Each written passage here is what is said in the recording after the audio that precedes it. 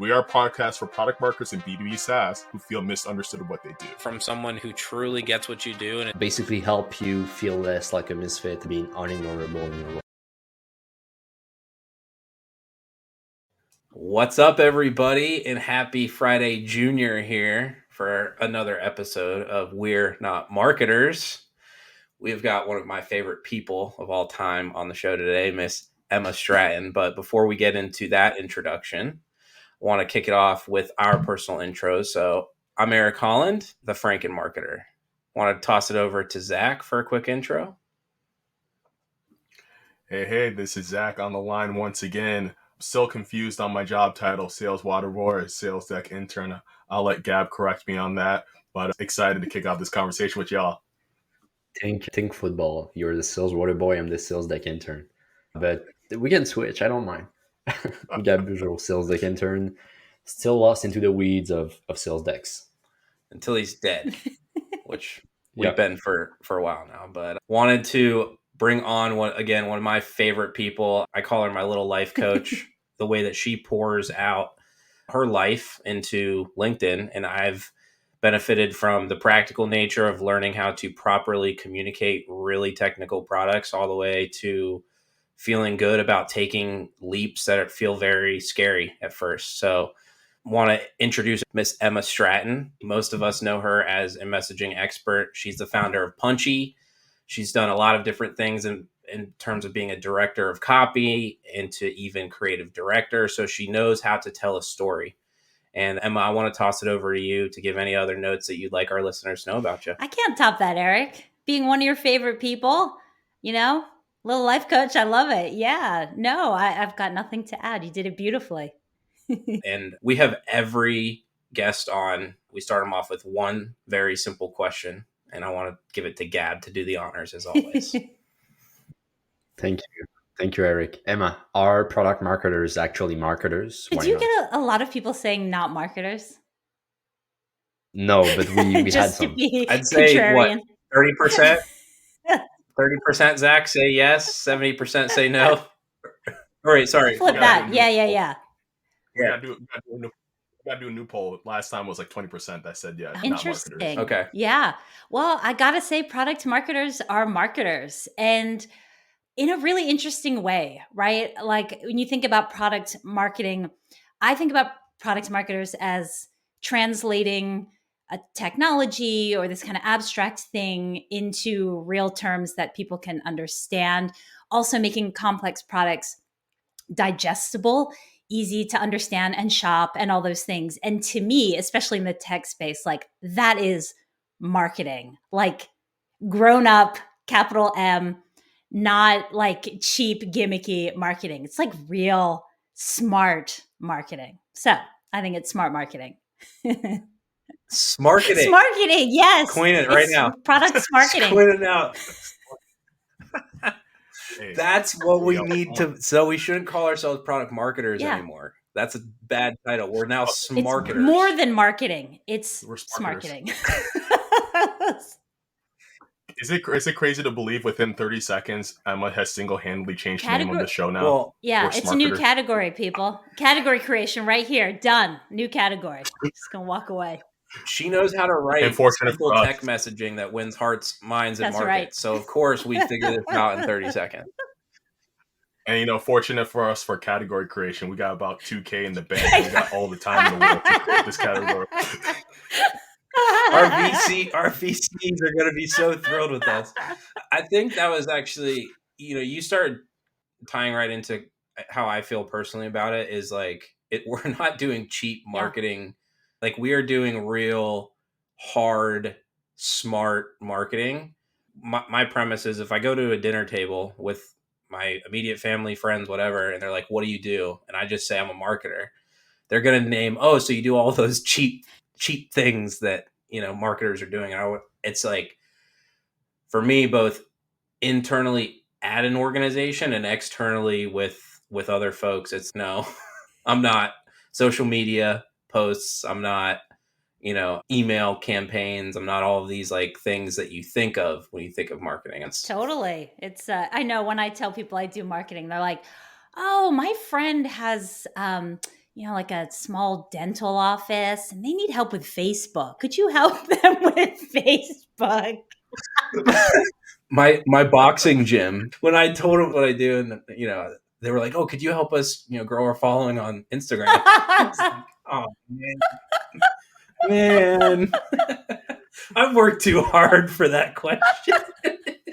But it's funny because we're in our little bubble and our like niche, and we're in this little space online where everyone's just so deep on this. But you go out into the real world and people are like, "What?" I'm like, I tell stories for software companies. That's what I just tell people. I'm like, that's what I do. And that's not even really what I do, but that gives them like a mental model. I like that. I tell stories for software companies and tech companies. Well, let's own it. I'll go for it. No, I was just gonna say, with this whole topic, it's like you sit down and I immediately use the word misfit, and I think our premise at We're Not Marketers is that we are the misfits of B2B. Do you consider yourself a misfit, and why? Hell yeah, I've always been a misfit. Always, I'm a proud misfit. Probably, I don't know, since I was a little kid. I've always felt like kind of different, but in a good way.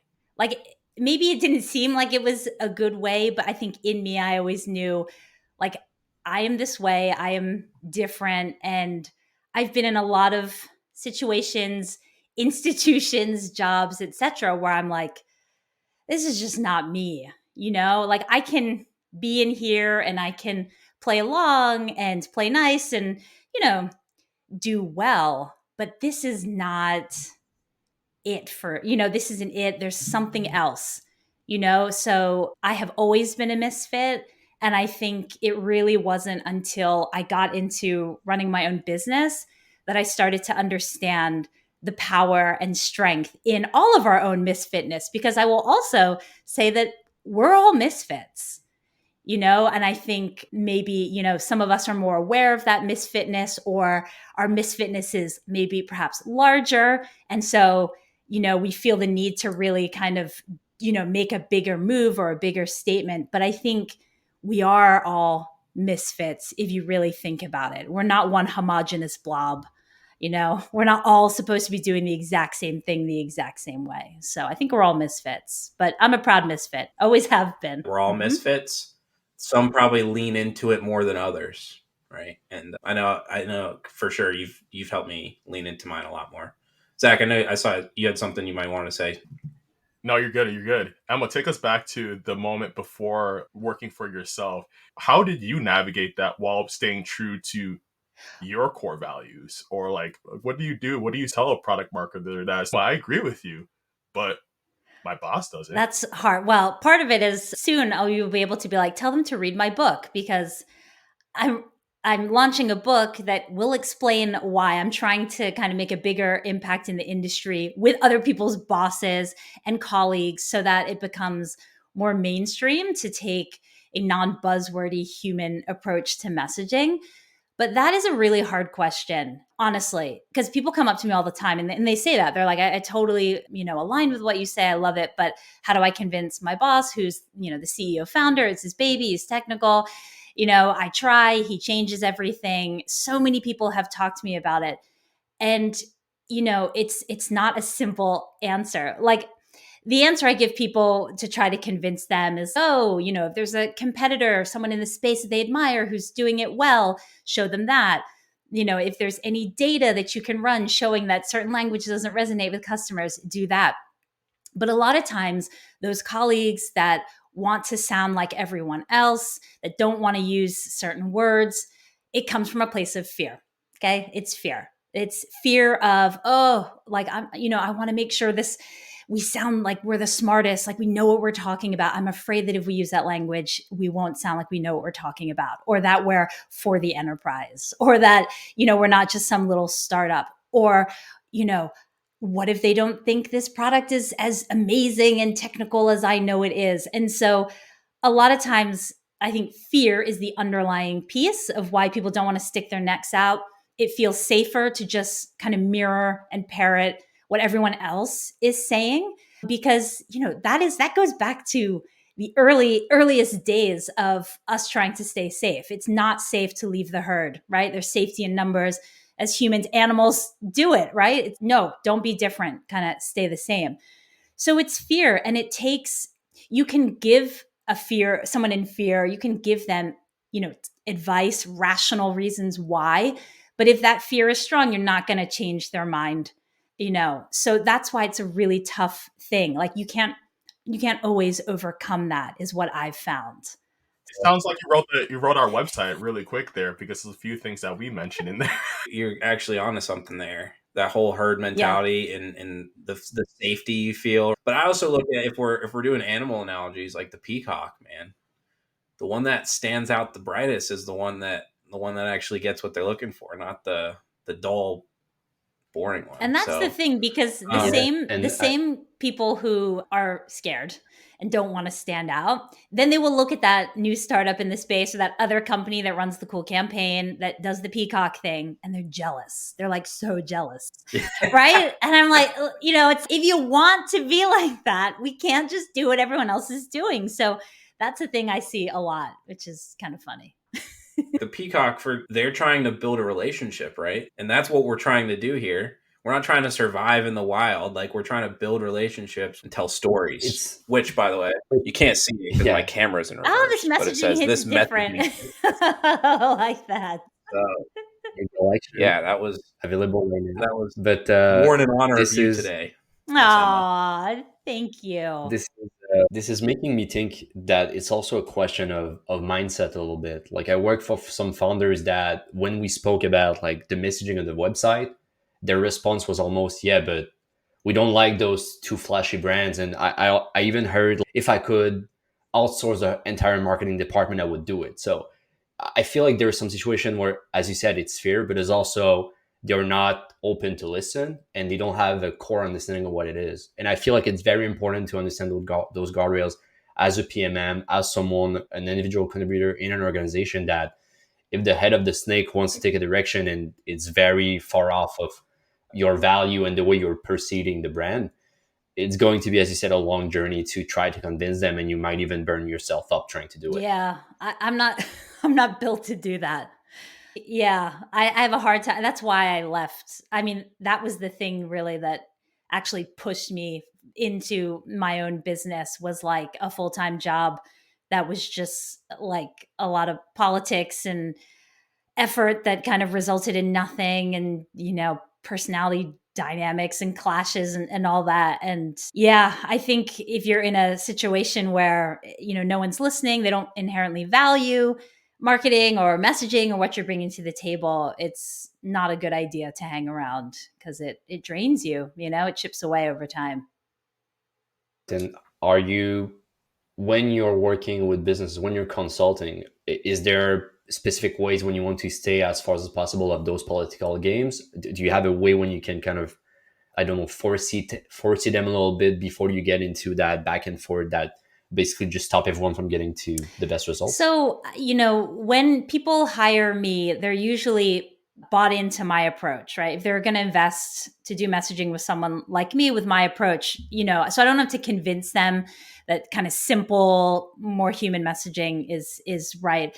And I know red flags, right? I have certain red flags when I'm talking to prospects, but there's a lot that will just arise in those initial working sessions, strategy sessions. Stakeholders come in, people you haven't met before, dynamics happen, but one thing, and as a consultant, I can do this perhaps more than maybe, or more comfortably than someone who's working in-house. But if I see like a dynamic or something, I usually will just go ahead and address it. Not that, if I sense that a person like has an issue or disagrees with something, and no, everyone's skirting around it, but I realize that's kind of the core issue, I will kind of kindly but directly bring up that discussion. So, messaging is often the manifestation of all the lack of alignment, lack of strategy, like all the invisible things that maybe haven't been done, aren't aligned, etc. As a organization or a team, it comes to a head and manifests in messaging. It's like suddenly everyone's got something to look at, and it's the result of lack of alignment, etc. And then everyone kind of attacks the words. And so I think it's really important when we start just randomly, oh, I don't like that, or I don't think we should say that. I think we should have that headline. It's take it back to what's the strategy? What's the positioning? Who are we talking to? Like, it's often lack of clarity and agreement around those fundamentals that then come to light and turn into people, nitpicking on messaging. So seeing that and pointing it back to those important questions and making sure, well, hey, are we talking to just this customer, or are we including that segment, etc. I think that's a really good way to go when you get caught in that kind of situation. That's what I've done in the past. Without naming any names, can you give us an example of a situation where you came in as the messaging whisperer and had to get that alignment? Okay, I'll tell you a story. So I was doing messaging for a really cool Australian company in the kind of data space, and really smart CEO founder and his team. And they had done really well. I think they'd been around for 7 years, doing really well, doing this one very defined thing in the data management process. Now they had the ability to do more, get into data privacy and really expand and reposition, because Microsoft was basically like in a year going to be able to offer what they were doing in their existing product. And they had to do this. So they had to make this change, but they had been selling a certain way, pitching a certain way for 7 years. And what they needed was like a huge repositioning in order to kind of play in a new space, be able to charge more, all those good things. So CEO, yes, I want to do this, paid the money, hired me. And we got there. I was like, oh my God, we nailed it. Like sometimes I'm just like, yeah, we nailed it. Here's the new positioning. Here's the new value proposition. Here's the narrative, all that. And give it to him. We're talking about it. And he's like scared. He had just come off a bunch of meetings with VCs, I think, or investors, and he was suddenly resistant. I have this collaborative approach where basically we work together as a cross-functional team over a couple sessions, and then we arrive at the thing. So we were at the point where we had arrived at the thing. He had been on board the whole time, and now he's just, wait, he's freaking. We're going to alienate the prospects we already have. This is different. Da-da-da. He was like spiraling, and he had the power in that dynamic, like everyone was just kind of like, ooh, he was in fear mode. He was freaking. And so what I actually did was I turned to the VP of sales who was there on the call, or the CRO, I can't remember. And I said to him, I was like, hey, I can't remember his name, Frank, will this new narrative alienate all of our prospects and blow all of our deals? Because I knew that's what he was worried about. So I'm like, let's just ask the CRO if this is going to blow up everything. And he was like, no, absolutely not. We're going to continue to do well and sell with all the people who've always been coming to us. And he goes, but this story lets us get into new audiences. And you know what? It lets us enter sales conversations at a higher altitude. He's like, we've always just been like down at the features and kind of like scrapping. He's like, this positioning and story lets us going at a higher altitude, higher value, and this is going to be great. And I could see the CEO was like, oh, okay. Because I knew he was scared that this change meant they would not make money. So I was like, let me ask the guy who's responsible for making the money, get his blessing. And then everything was fine. And so I do a lot of that in my consulting, where I can see what's really going on beneath the surface, and then I will address that, because that symptom at the top, that like, oh, I don't like it, or can we go back to leverage your data? That's just a symptom of something else. If you can go in and address that underlying piece, you'll get it done. So that's an example of a time where I've kind of handled the issue that I saw that was going on. And I love that example. I probably could have used that a few jobs ago. Yeah. Like almost verbatim could have used that play. Yeah. So totally get that. And one more. Someone else asked this once. I was on a call with a community of product marketers, and they were like, my founder wants to message 5 years from now, our product's not there. That's what they want the message to be. But I'm thinking we should message more closer to what we have now and what's coming soon. Is that right? And what do I do? And I was like, yeah, you're right. I'm like, go to your CEO and say, do you want your messaging to drive sales in the next 6 to 12 months? Or do you want it, do you want to sell now? Or do you want to not sell now? It's like, do you want to sell products now? Yes. Then let's message for what we've got now and what's coming soon. And if you don't, sure, let's talk about the thing 5 years from now that's not even built and we have nothing to sell. You want your message? Oh, yeah, it's just temporary for the next 6 to 12 months. I'm like, it's weird, but sometimes you just have to reposition the work you're doing, make it less like a big thing. And then sometimes that's what people need. But I swear, I've seen it all. I've worked with so many teams. I've seen so many situations. So that's another one you could maybe use one day. That's what I would pay you for. I'd pay you just to get down the barriers of leadership. It is. Hey, talk to them for me. I don't want to deal with it, Emma. It is. And I've realized now, and I say it in my book, I call myself a messaging strategist, but I'm really an alignment strategist. And, I've got my first book coming out about how to do messaging, but people have said, the next book should be like, how do you get people to align and agree? Because it is something that I've learned to do. But I don't really know how I do it at this point. So I'd have to figure out how I'm actually doing it. But that is the hard part, the alignment piece and getting people to agree. Like that is the hardest part, as I'm sure you all know. Oh, yeah.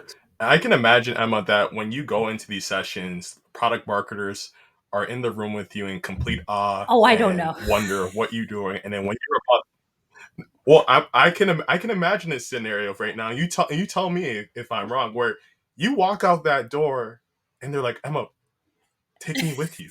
I want to do what you're doing.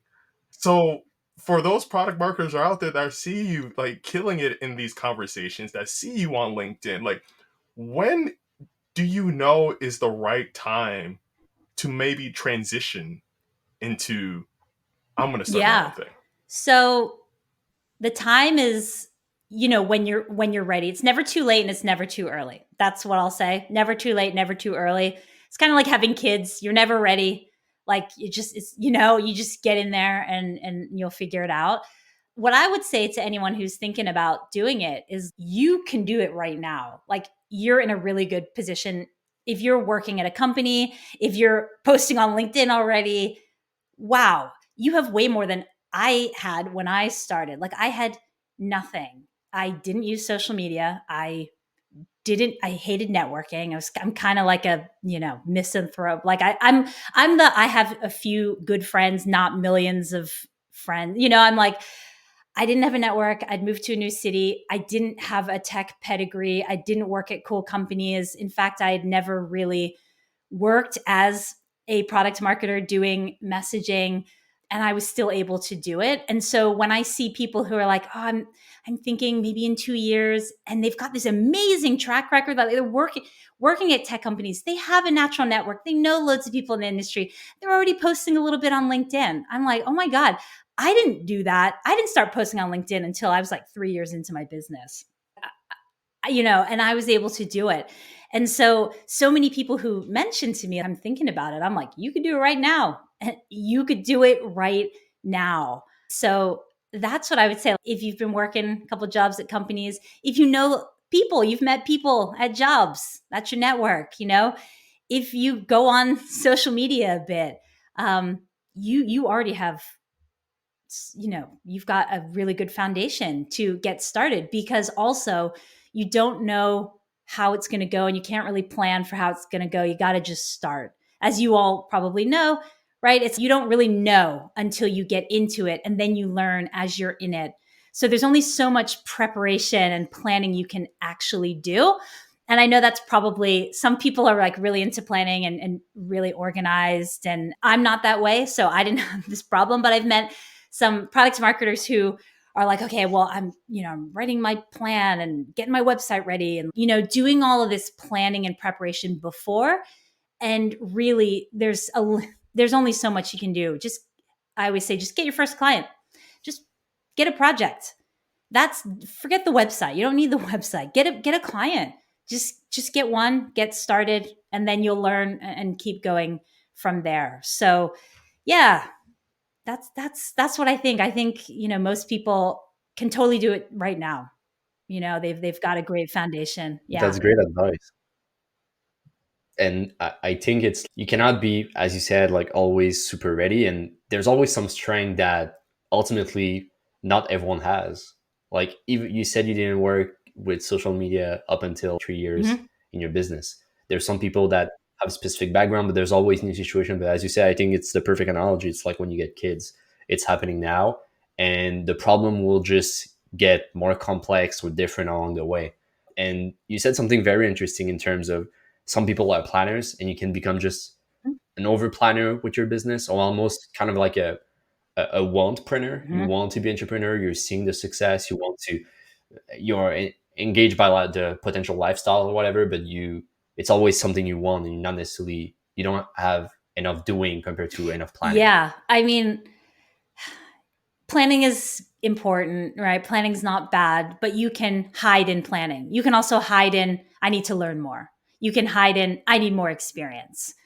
There are many places you can hide. I'll wait till I move. Like I wait till I do this. And for me, what was true and what I think happens to a lot of people is you have a desire, a want to have your own business, right? You've got that desire. And then you've got the fear of, oh shit, what if I end up having to sell everything and live in a tent? That was a friend of mine who I pushed him into starting his business. That was his fear. I'm going to have to get a 5-person tent from REI and my family's going to have to live in it. I'm like, you need to relax. That's not going to happen. The tent isn't that bad, my friend. REI has amazing merchandise. Living in a van down by the river. Oh my God, living in a van down by the river. Yeah, thank you for saying that. No, so there's a fear. There's oh shit, what if it doesn't go wrong? I'm a failure. Everyone laughs at me. I have no money. Insert fear here. And then there's but I want this. I want the freedom. I want to do this thing. And I think there comes a point where the want tips higher than the fear. And that's when people go, right? So I was a wantpreneur forever. I was like a subconscious wantpreneur. People would be like, oh, I'm going freelance. And I'd be like, I hate you.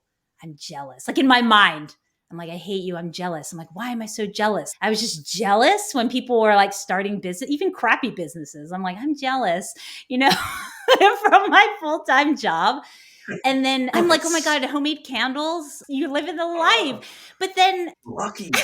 Sorry, if anyone out there is making homemade candles, I'm talking like crappy homemade candles, not the nice ones you're probably making, but no. And then it was this thing. I was like, oh, one day, but it took my last job where I was in-house at a large company in the Bay, creative, like kind of like associate creative director.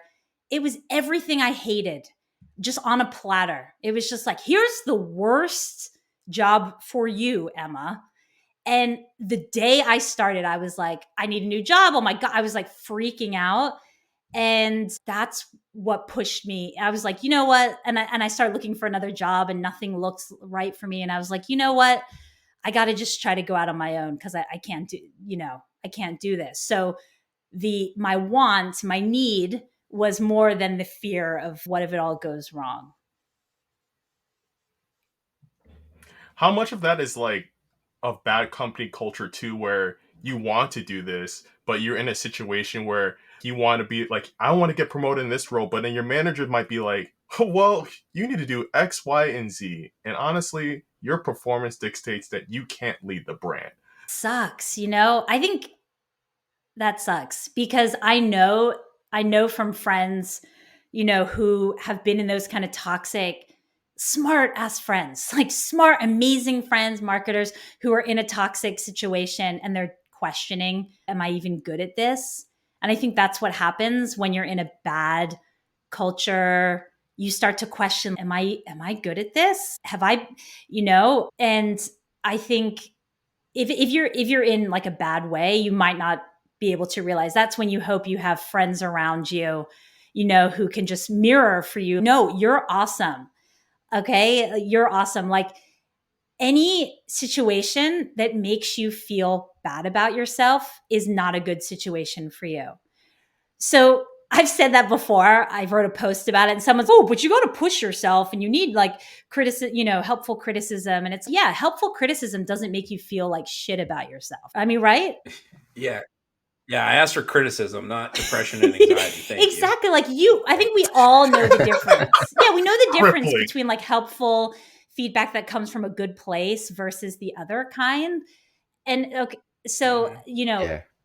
I think that your emotions, your heart, your feelings are the truth of any situation. And if your feelings are like anxiety, fear, icky, that's not how you should be. Okay. That's not you. That's that's a situation. So I think that's the first thing I would say. If you're feeling that, that's not you, that's your situation. And it's a sign that you need to find a new situation. Now, some people quit a job, consult for a while, and then realize, hey, I really like being part of a team. I'm going to go back in-house. That's cool too.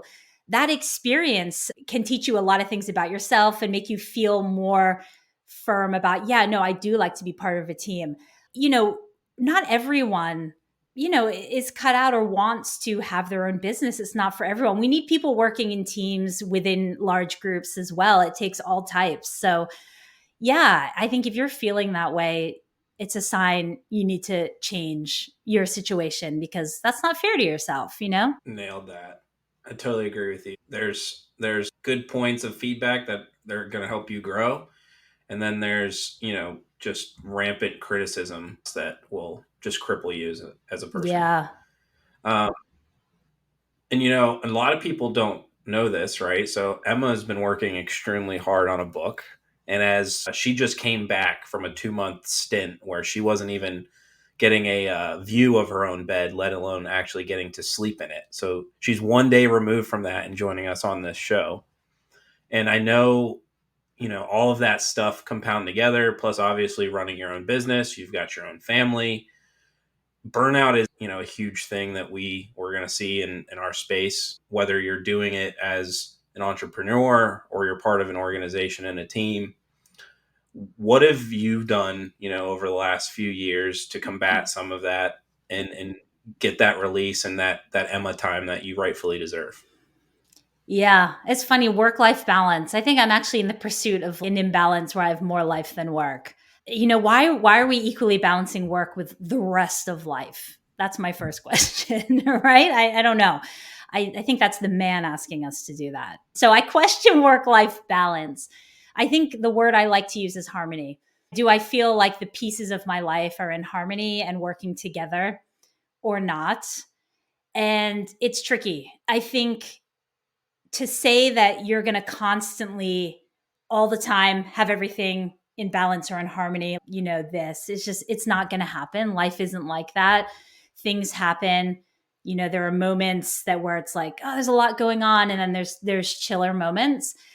And I think it's just really checking in with yourself, being mindful of, okay, there's a crazy time coming up. I'm going to pair that with some rejuvenating space for myself, like something that fills me up, some self-care, and just making sure you're always having those, you're checking in and that you're happy with how much you've got going on. So in the busy times, when I'm in busy times, there's certain kind of like routine self-care things that I do, just to kind of sustain me. Same with, me going away for 2 months. That was really because I've had very kind of sustained several months of doing a lot. So it's just really kind of checking in with yourself, making sure that you're balancing busy times with space for yourself, daily, weekly, monthly, yearly.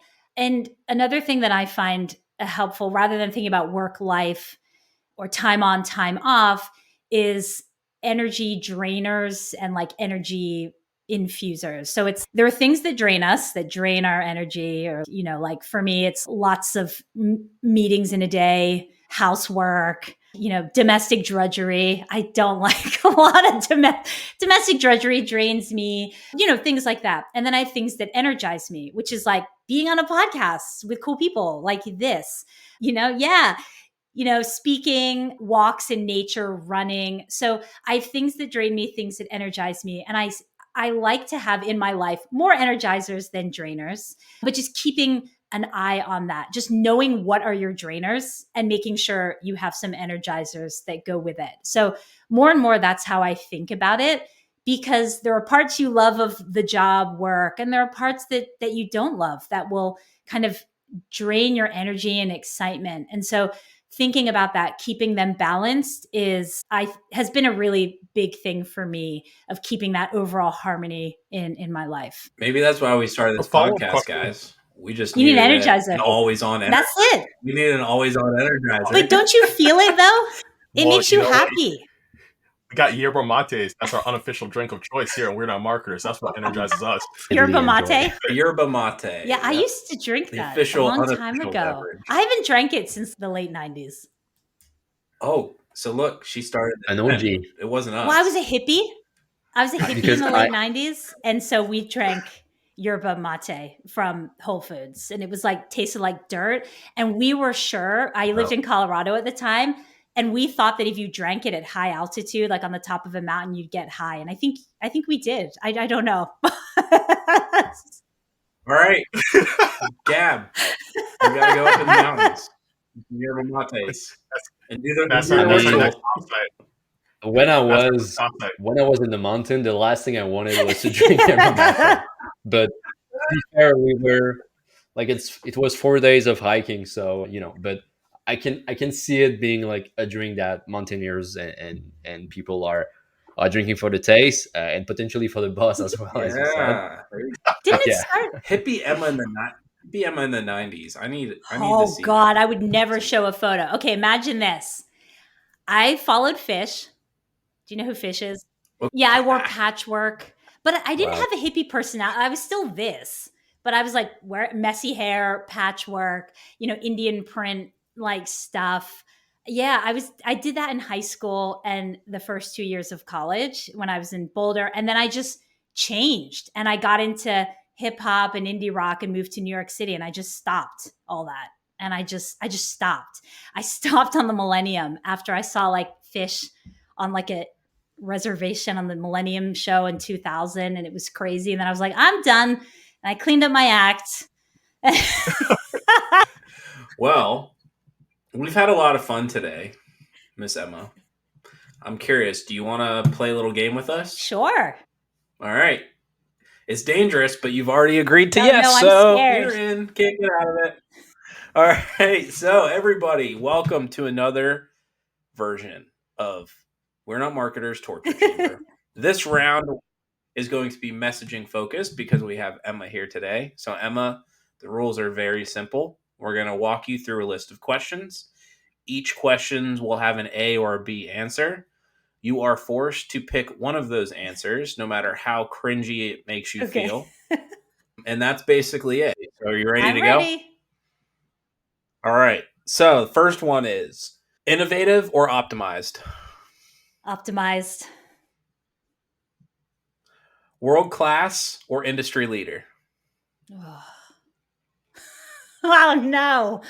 Oh, come on. Oh no. This is bad. Oh. Just wait till the next one. Industry leading.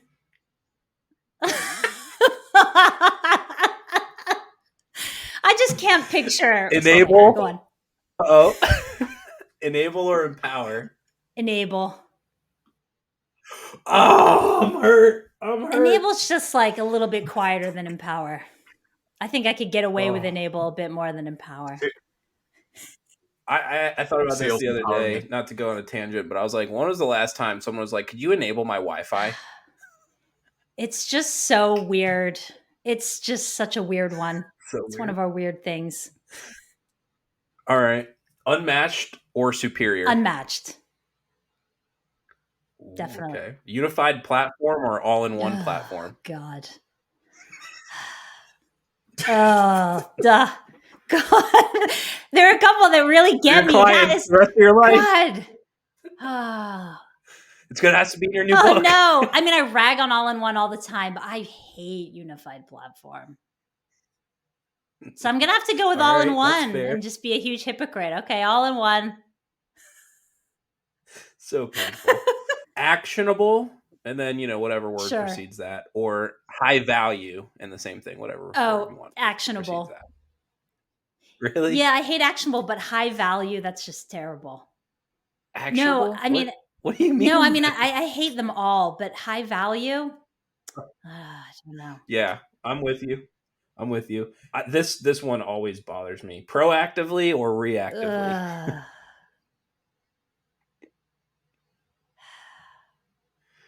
You know what? I'll just say proactively, because all these ones I've chosen, all my clients will be, people will be comfortable with them, won't they? Everyone loves to say they're a proactive solution. That's why I'll go with reactive, because no one says they're a reactive solution.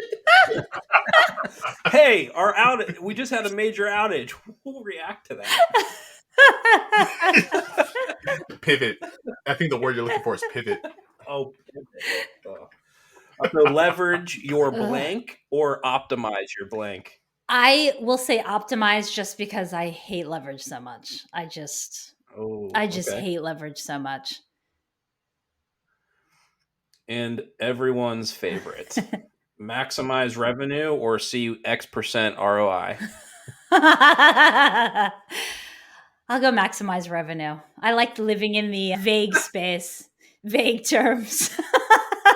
You give me the straight generalities here. All right, Emma, you can unlock yourself from the torture chamber. We have wrapped it up, and I hope you didn't have too many cuts coming out. Yeah, I gotta say the world-class industry leading one was that one was bad. Can you imagine calling yourself a world-class solution? Do people do that?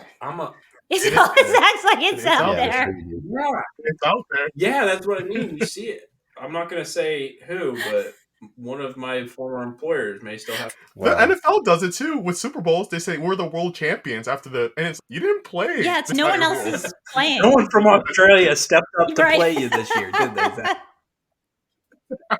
They just think, I don't know, America is synonymous with world. I mean, that's probably what it is. Oh yes, our selfish souls over here. Gab's the one who knows that, hey, I'm not the only one on the planet. Yeah, he's up in here. Lucky. Emma, I had a quick question for you. I feel like we're the only function in an organization where we have to have an internal roadshow to explain what we do. From a messaging expert like yourself, how should product marketers be explaining their role to colleagues that don't have one idea of what a product marketer does? I know that product marketing looks different at different companies, and they have different, I know it's slightly different, but I would just say, do messaging on yourself. So what's your value proposition and what is your positioning? So it's what is the number one thing that you that you help the company do, right? And then underpin it with the three top benefits. So it's how do you deliver that value proposition? What are the top three things, that you do? So this is kind of my messaging framework that I've got in my book that's coming out. It's sort of my approach to coming up with a messaging framework. And it's this idea of one core value proposition underpinned by three benefits, and how you think about benefits as superpowers, product superpowers. And it's take that same idea and apply it to yourself. Run a quick messaging exercise on yourself. What's the number one thing that you do that's unique, right? Your unique value. And then what are the three sort of concrete superpowers that you have that add up and contribute to that big win? And I think it would be slightly different for every product marketer, depending on their org, what is actually under their remit. But I would say do that. Get your little elevator pitch together. I don't have a good example of what you do as a product marketer ready to go. But I always like the idea of making the product, like translating the product for the ideal audience, for the target audience, translating it, making it digestible, easy to understand and buy. That's what a product marketer does. I know there's a ton more that you do with like kind of alignment and connecting departments and creating things, but that's how I often see it. And I think it's really unique. Who else is doing that? At the org. I mean, salespeople are doing it partially, but that idea of making it understandable, digestible, relevant, interesting to your audience is what it's all about. I like that explanation. Okay, you'll take that. Okay. Yeah. Better than nothing. I like that. We'll take it. I think when you look across the org, you'd be like, what does a salesperson do? Oh, I sell to other organizations, right? Customer service would be like, I serve our accounts, make sure they have everything they need.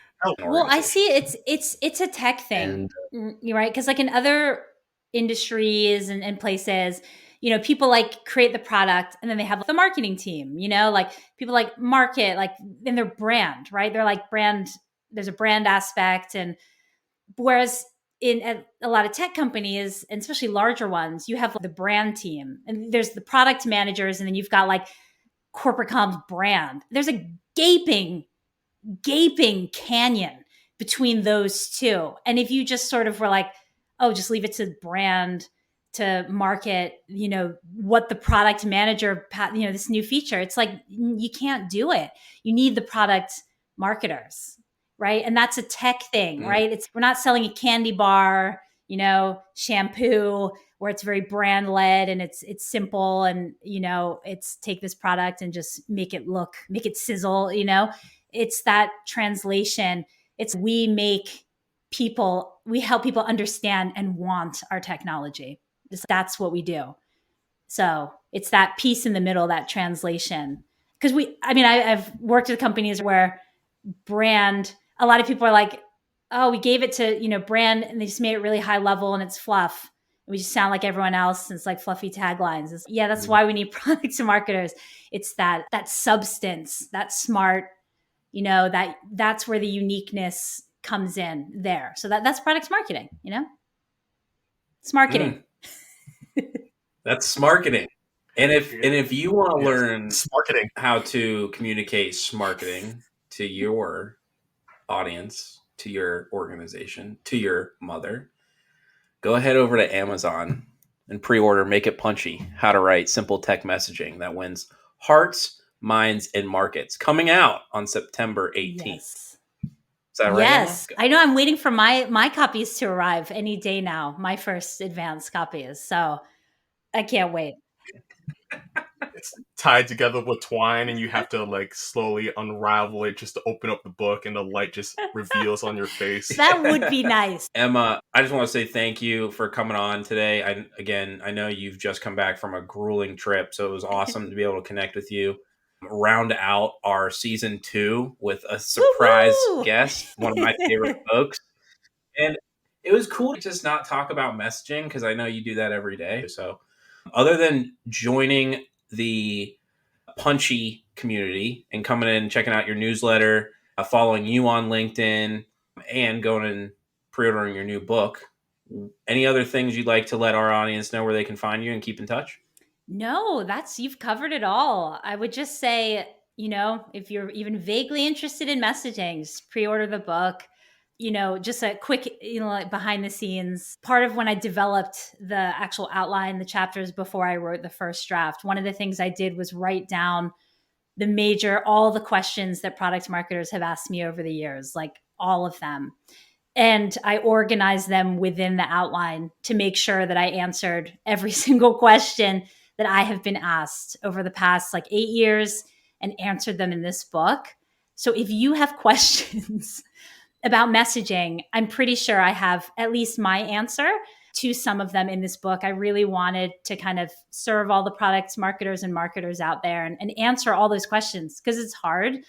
Messaging is hard. So if you got questions, you're interested, definitely pre-order it and let me know, if you liked it and if it helped and what you thought. I'm really keen to see how people react and like it. Just out of curiosity, how many questions is that over the course of 8 Oh, years? I mean, a lot of them are differently worded, but it's the same question, if you know what I mean. So I think there was probably like 30 odd questions, core questions, very specific, like how do I talk about my product, today and when we're not there tomorrow, and alignment, and what if I can't decide who our audience is, and what if my founder's an asshole, and just kidding. No, but seriously, it's those questions that we've all asked, and I try and answer them as best I can. Right. Awesome. Well, then that wraps it up for another episode of We're Not Marketers. Thanks for coming, guys. Thank you for listening to We're Not Marketers. If you liked what you heard, please subscribe, review our podcast, and share this episode with other PMMs. Thanks again, and see you soon.